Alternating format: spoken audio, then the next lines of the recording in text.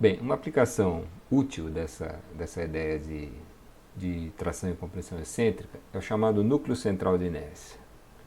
O núcleo central de inércia é uma propriedade da seção transversal, né? Eu vou definir e mostrar como é que a gente calcula só para a seção retangular por uma questão de simplicidade, mas é o mais importante para nós mesmos, né? Para outras seções é só uma questão de adaptar o procedimento. Vamos imaginar que eu tenha na seção transversal uma tração excêntrica só na direção y. Uma coisa assim.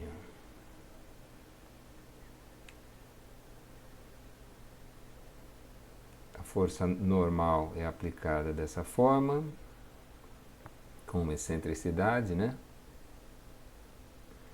E essa excentricidade eu vou chamar de E. Tá?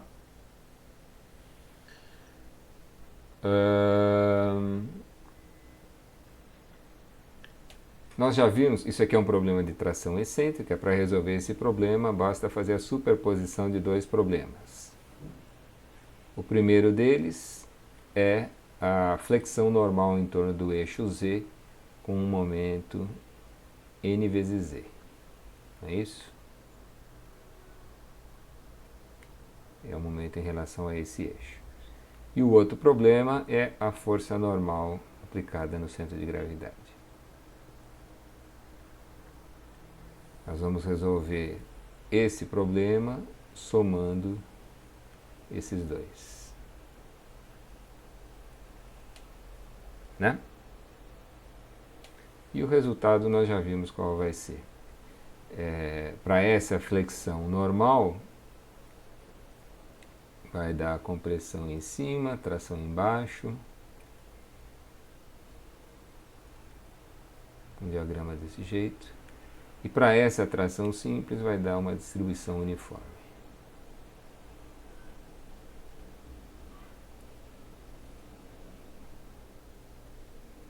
Tá? Aqui é tração.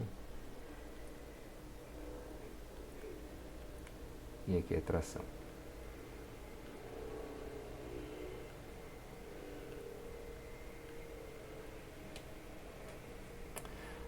Bom, quando eu somar essas duas distribuições, aqui com certeza vai ser uma tensão de tração.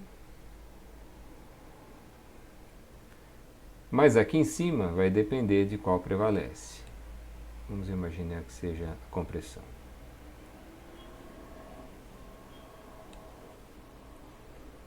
E o diagrama final seja um negócio assim.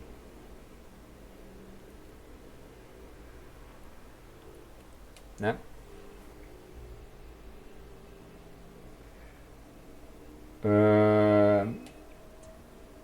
A linha neutra veio parar nessa posição.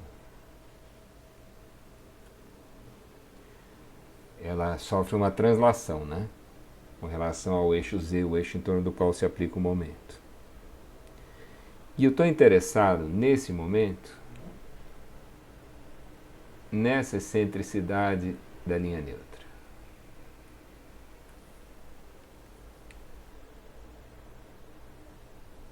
Estou interessado nessa distância aqui.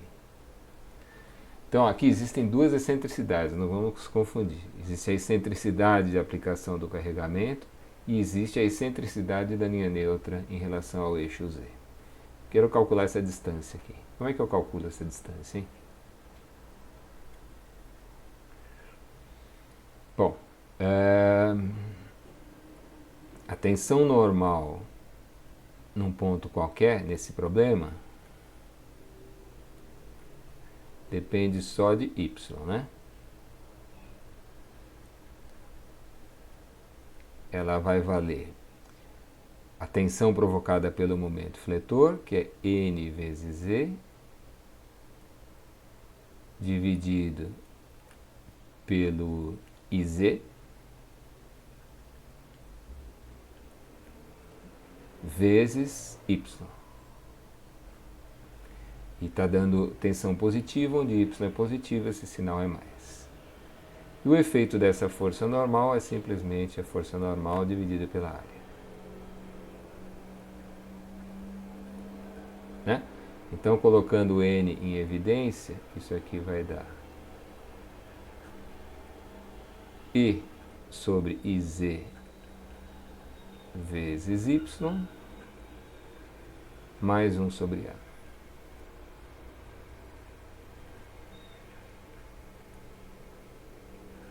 É isso, né? Se eu quiser a equação da linha neutra, basta impor y, tensão é normal igual a zero. Né? A linha neutra a gente determina. Vou fazer aqui, linha neutra.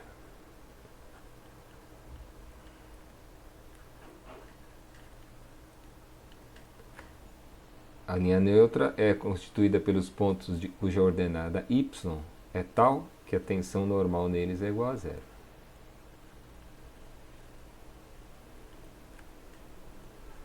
Né? E o resultado vai ser y igual a, igualando isso aqui a zero, menos IZ sobre A vezes E. É isso, né?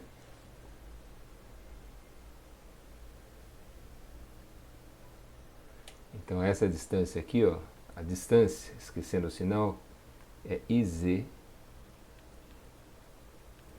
dividido por AE. Tá? Bom, eu estou interessado agora na relação entre essas excentricidades, a excentricidade do carregamento e a excentricidade da linha neutra. Vejam que eles são inversamente proporcionais, né? O que significa isso? Vamos imaginar que eu tenho uma excentricidade grande. E o que é grande ou pequeno eu já vou definir. Então vamos imaginar que aqui, esse E, aqui está a força normal. Vamos imaginar que esse E seja grande. Essa excentricidade aqui é grande. É um grande entre aspas, por enquanto. Bom, se a excentricidade for grande, se vocês olharem para essa expressão, se a excentricidade da força normal for grande, essa excentricidade aqui é pequenininha, porque ela está no denominador, ou seja, a linha neutra está próxima do centro de gravidade. A distribuição das tensões normais vai ser, sei lá, a linha neutra tem que estar para cima, né? A distribuição das tensões normais vai ser tal que a linha neutra está próxima do centro de gravidade.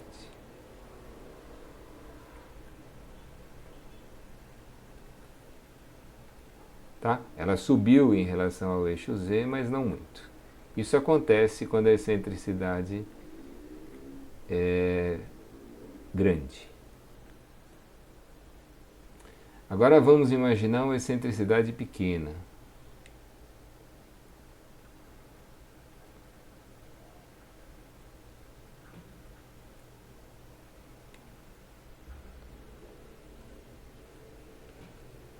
Essa excentricidade agora é pequena.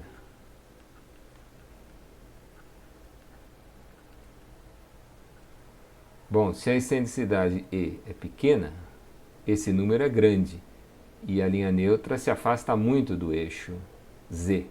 Pode até acontecer de a linha neutra estar fora do eixo Z, se a excentricidade for realmente muito pequena. Pode acontecer uma coisa assim, ó. Pode acontecer de a distribuição de tensões normais ser tal que a linha neutra está aqui em cima. É claro, só existe tensão onde tem seção transversal, né? Então a distribuição, na verdade, é alguma coisa assim.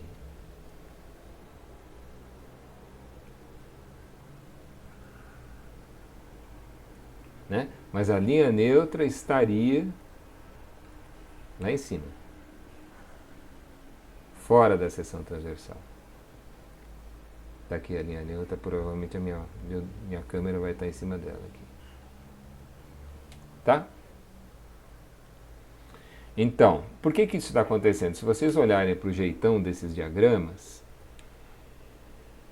vocês vão reconhecer o seguinte. A tração excêntrica é uma flexão composta. É uma flexão mais uma tração, né?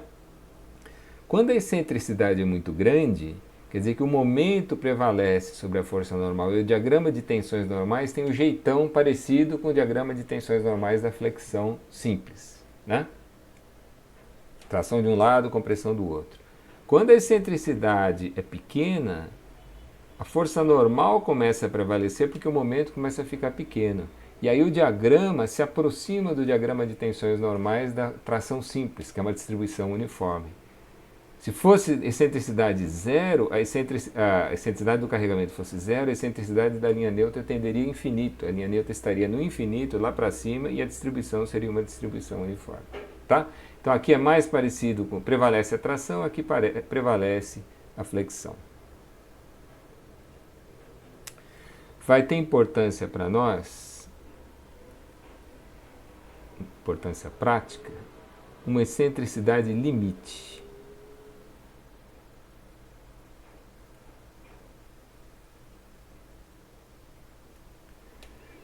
Imaginem que eu esteja aplicando o carregamento com excentricidade crescente.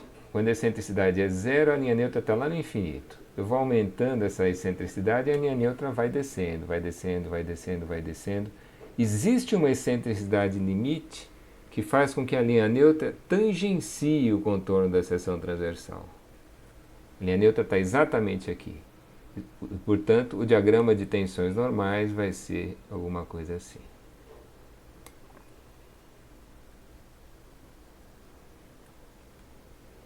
Tá? Então, outra vez, imagine a excentricidade crescendo, do carregamento crescendo a partir do zero. Ela está lá no infinito, eu vou descendo o carregamento, a linha neutra vai descendo. Eu atinjo uma excentricidade limite tal que a linha neutra tangencia o contorno da seção transversal. Se eu aumentar a excentricidade, a linha neutra entra na seção transversal. Qual é a relevância disso? É pelo seguinte, se a excentricidade for essa excentricidade limite aqui,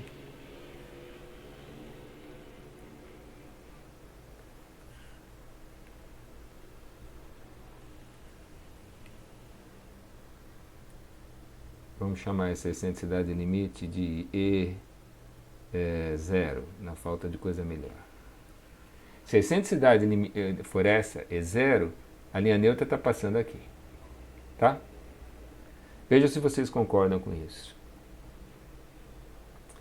Qualquer carregamento de tração que eu aplicar com uma excentricidade menor ou igual a E0 gera só tensões de tração na seção transversal. Pensem bem. Se a excentricidade for menor do que zero, a linha neutra sobe. Então o diagrama vai ficando desse jeito. Se a excentricidade for maior do que zero, uma força normal de tração começa a provocar tensões normais de compressão. Isso pode não parecer muito emocionante, mas pensem no problema ao contrário. Para nós, o concreto é o material estrutural mais importante. E o concreto resiste muito mal à tração. Pensem que numa barra, num pilar de concreto com uma força normal que tem uma certa excentricidade. Se a excentricidade for muito grande, maior do que esse limite, a força normal de compressão na seção transversal começa a gerar tração. E isso é um problema para o concreto. Então é sempre interessante para nós saber qual é essa excentricidade limite, até onde posso aplicar essa excentricidade da força de compressão para que ela, por si só, não gere tensões de tração na seção transversal. Tá? Bom, como é que a gente calcularia essa excentricidade limite aqui, no caso da seção retangular?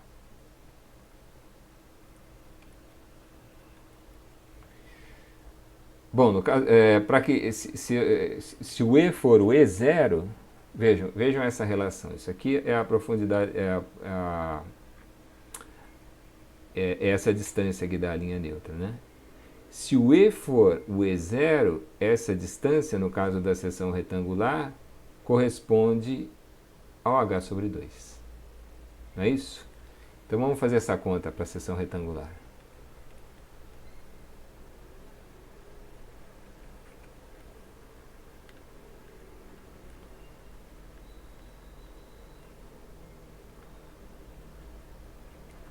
A seção retangular.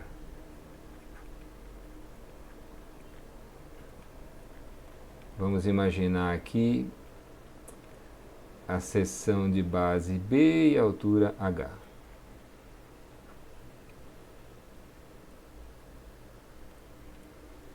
Então vamos lá. Se o E for o E0, esse Y aqui vai ser H sobre 2. Né? Vamos pensar em... vai ser menos H sobre 2, tá certo? E menos com menos, vamos botar mais dos dois lados. Então, adaptando essa equação, vai ficar assim, H sobre 2 é igual IZ sobre A vezes E0. Né? O IZ da seção retangular é BH3 sobre 12.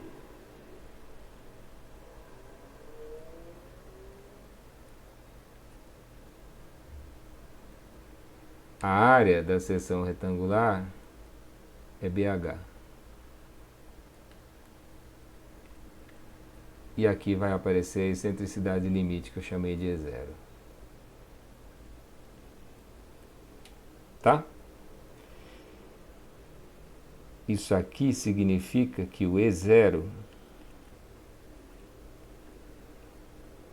vai dar o quê, hein? BH2 vai sobrar H sobre 6, né?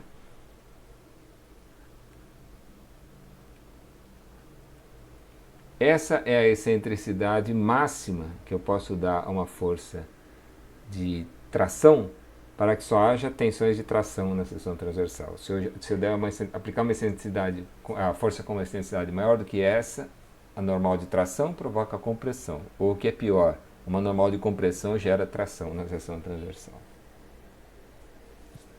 Tá? Então, vamos voltar um pouco a essa figura aqui. Nós acabamos de descobrir aqui uma excentricidade limite. H sobre 6.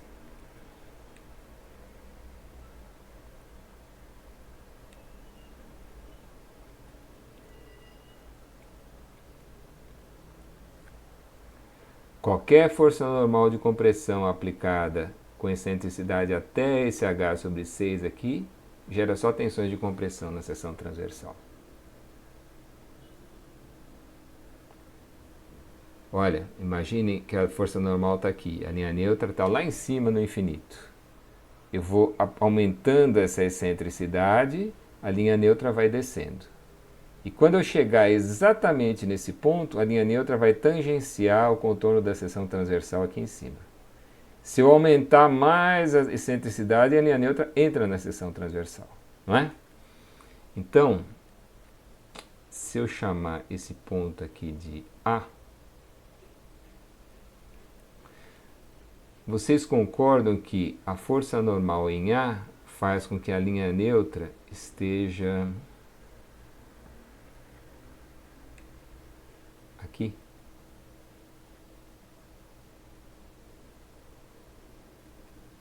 Então, essa aqui é a linha neutra para N em A. Tá? Se a excentricidade é zero, a linha neutra está no infinito, eu vou aumentando a excentricidade, quando a força normal chegar em A, a linha neutra tangencia a seção, e se eu aumentar a excentricidade, a linha neutra entra na seção.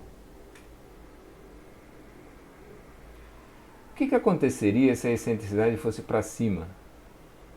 Bom, se a excentricidade fosse para cima, muda o sentido desse momento, não é? E o que é tração vira compressão nesse diagrama. E o que vai acontecer é que a linha neutra vai passar para o lado de baixo. e vai acontecer uma coisa semelhante. Olha, se a excentricidade é zero, imagina a linha neutra no infinito lá embaixo. À medida que a gente vai subindo, a linha neutra vai subindo. Vai haver uma excentricidade limite que faz com que a linha neutra esteja aqui. E se eu aumentar a excentricidade, a linha neutra entra na seção transversal. Qual seria essa excentricidade limite? Bom, eu acho que aqui ninguém tem dúvida, né? Vai ser o mesmo h sobre 6, só que para o lado de cima.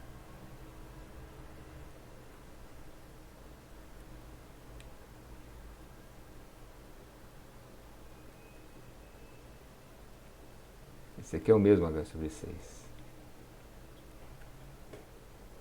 Tá? Muito bem. Essa região aqui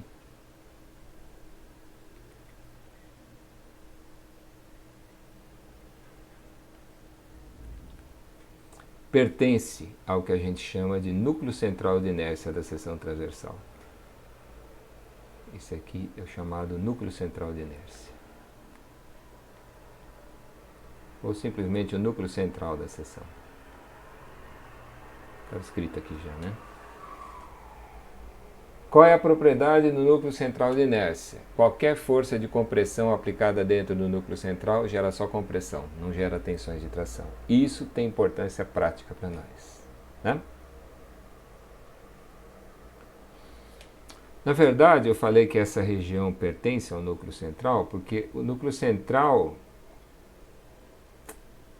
é uma figura plana, pelo seguinte. Vamos imaginar que eu tivesse excentricidades não na direção y, mas na direção z. Imagine a força normal aqui andando para cá. Quando ela estivesse aqui, a linha neutra estaria onde, hein? Estaria no infinito. À medida que eu vou andando para cá, a linha neutra, veja agora a flexão em torno do eixo y. A linha neutra é paralela ao eixo y, ela é vertical. À medida que eu vou andando para cá, a linha neutra vai se aproximando do contorno da seção. Existe uma excentricidade limite que faz com que a linha neutra tangencie o contorno da seção. E se eu ultrapassar essa excentricidade, a linha neutra vai entrar na seção transversal. É só virar a figura, não é isso? Então vocês concordam que existe aqui um ponto B que define o contorno do núcleo central, e se a força normal estiver em B, a linha neutra vai estar aqui.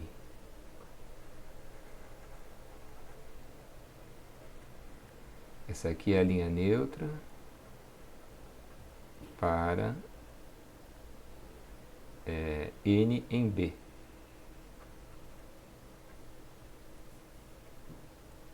Tá? Se eu ultrapassar o contorno do núcleo, essa excentricidade, a linha neutra entra na seção transversal. E aí uma força normal de compressão começa a gerar tração. E uma força normal de tração começa a gerar compressão. Quanto vocês acham que vai dar essa excentricidade aqui?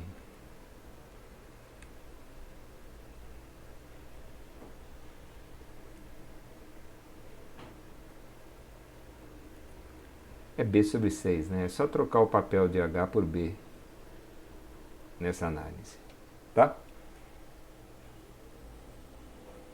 Da mesma forma, pronto, ligar o aspirador. Da mesma forma, para o lado de cá. Existe uma excentricidade B sobre 6 do lado de cá, né? Tal que se a força normal estiver exatamente nessa posição, a linha neutra vai tangenciar o contorno da seção transversal do lado de cá. Tá? Se eu ultrapassar essa excentricidade, a linha neutra entra na seção transversal.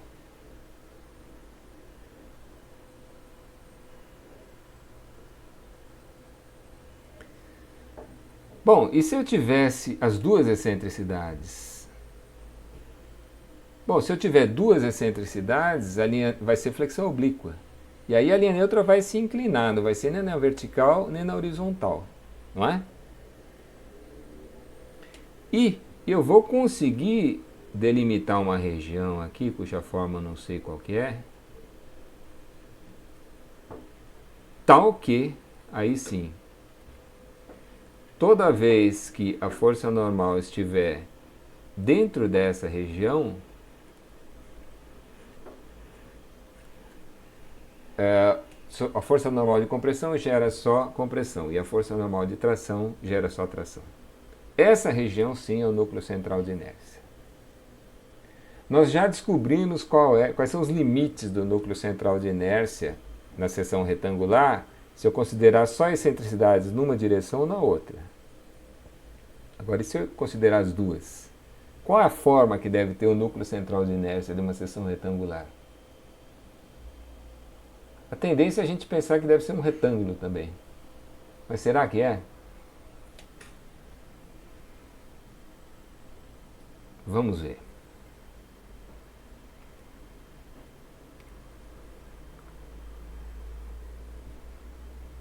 Está aqui o ponto A.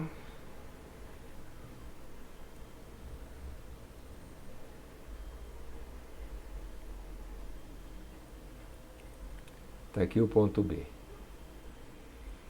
Eles definem as excentricidades limites na direção Y e na direção Z.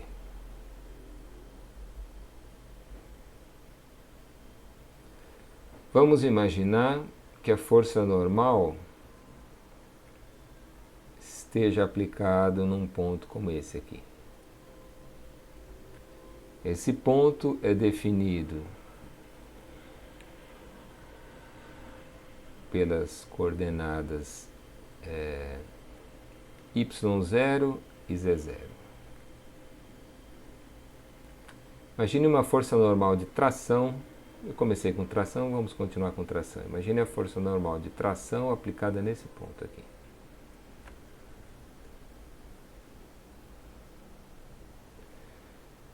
Como é que eu calcularia a tensão num ponto qualquer? Tá? Então vamos imaginar que N é de tração aplicada no ponto de coordenadas y0 e z0. Vamos calcular a tensão normal num ponto qualquer da seção transversal.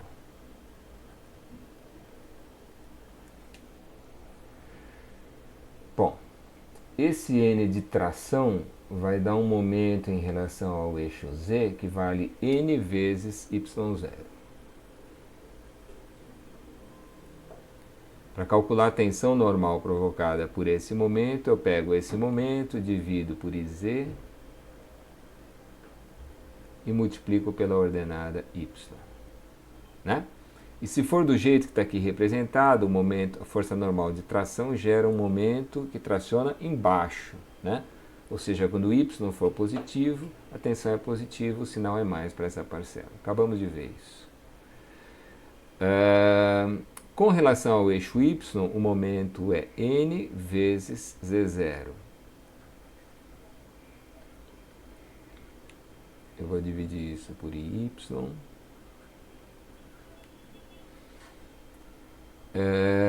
E vou multiplicar pela ordenada Z.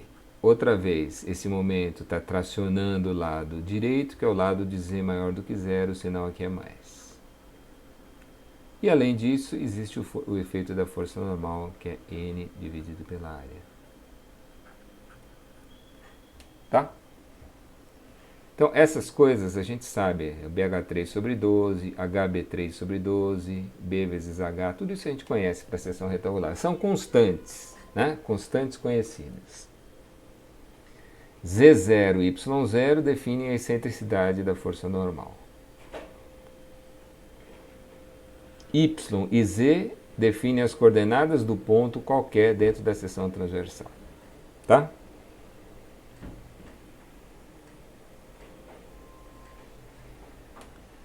Olha, acabamos de ver isso. Se a força normal estiver aqui, a linha neutra estará aqui.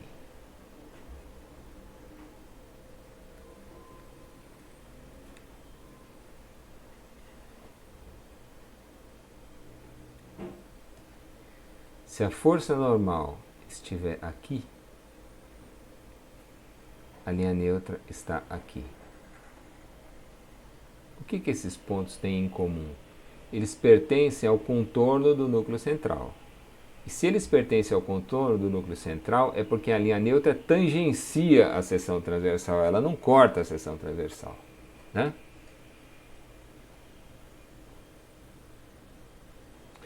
Vamos imaginar que esse ponto de aplicação dessa força pertença ao contorno do núcleo central. Eu não sei qual é o contorno do núcleo central entre A e B. É uma curva aqui que eu desconheço. Tá? Então o que nós vamos imaginar aqui é o seguinte: P no contorno do núcleo central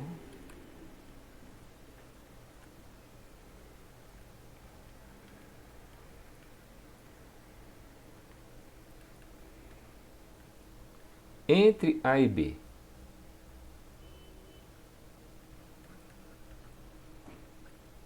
Entre A e B. Imagine que esse ponto seja um ponto do contorno do núcleo central. Onde vocês acham que vai estar a linha neutra? Se a força estivesse em A linha neutra estaria aqui, tangenciando o contorno do núcleo central.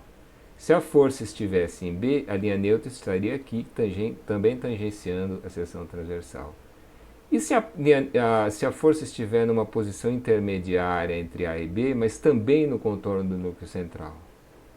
Bom, a linha neutra, que era rosa horizontal, vai passar para a posição laranja vertical, sempre tangenciando o contorno do núcleo central. Vocês concordam que se a força estiver em alguma posição intermediária entre A e B, mas no contorno do núcleo central, e portanto a linha neutra tangencia a seção transversal, a linha neutra, que era horizontal e chegou na laranja, fez o seguinte trajeto, digamos assim.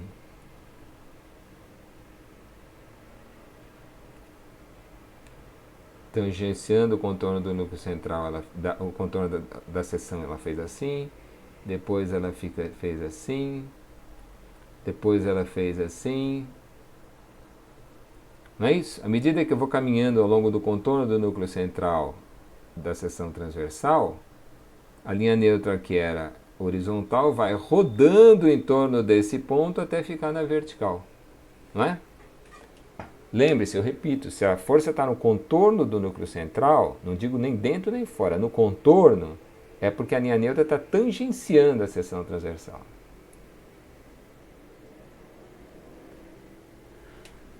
Bom, se a força estiver no contorno do núcleo central entre A e B, a linha neutra é uma dessas retas aqui. Então, uma dessas aqui é a linha neutra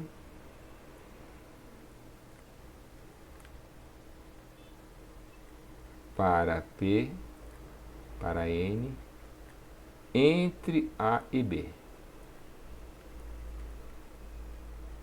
No contorno do núcleo central. Tá?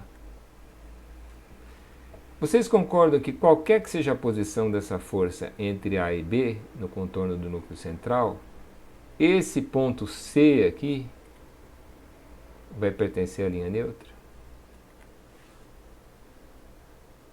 Qualquer que seja a posição da força normal entre A e B no contorno do núcleo central, a linha neutra vai passar por C, não é?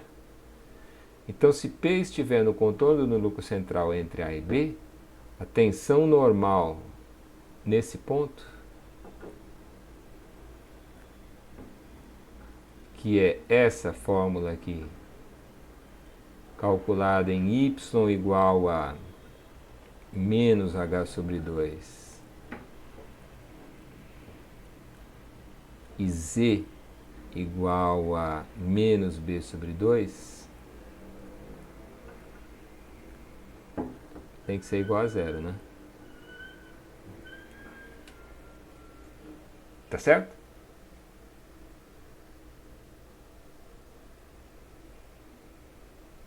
Complicado isso, né?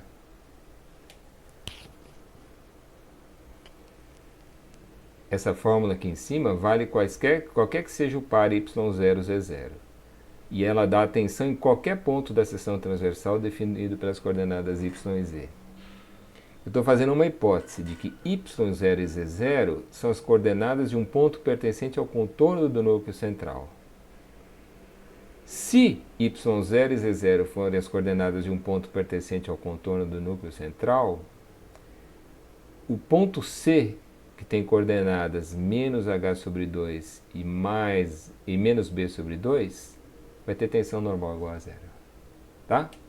Então, se eu substituir isso lá em cima, tirando o n, colocando o n em evidência, vai dar um negócio assim, ó. y0 dividido o iz, vamos escrever aqui, bh3 sobre 12, vezes o y, que é menos h sobre 2,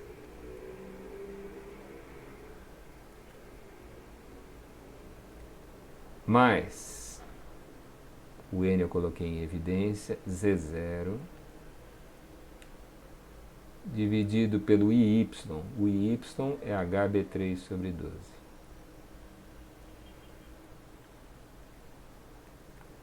O z desse ponto é menos b sobre 2.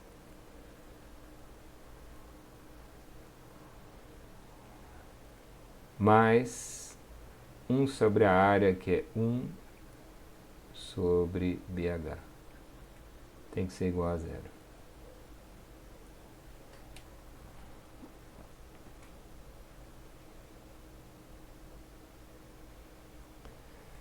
Olha, essa sopa de letras aí não me interessa. O que me interessa é o seguinte: esses B's, H's, tudo isso não interessa. Tudo isso são constantes, né? Que tipo de equação é essa? Que tipo de relação é que existe entre y0 e z0 se o ponto estiver no contorno do núcleo central? Não é alguma coisa do tipo uma certa constante vezes y0 mais uma outra constante vezes z0 mais uma terceira constante igual a zero? Então eu pergunto, que tipo de curva é essa que vai de A até B no contorno do núcleo central? É uma reta, né? O contorno do núcleo central entre A e B é uma reta. Tá? Tá certo isso? Então nessa figura aqui, cadê? Eu já estraguei a figura.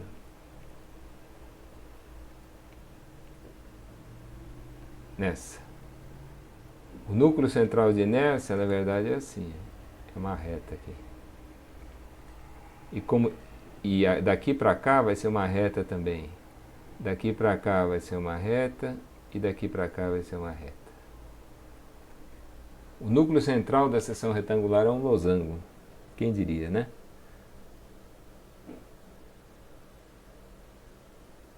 Olha, determinar o núcleo central de inércia de uma seção qualquer é uma tarefa árdua, isso é complicado. Nós vamos fazer isso aqui só para a seção retangular.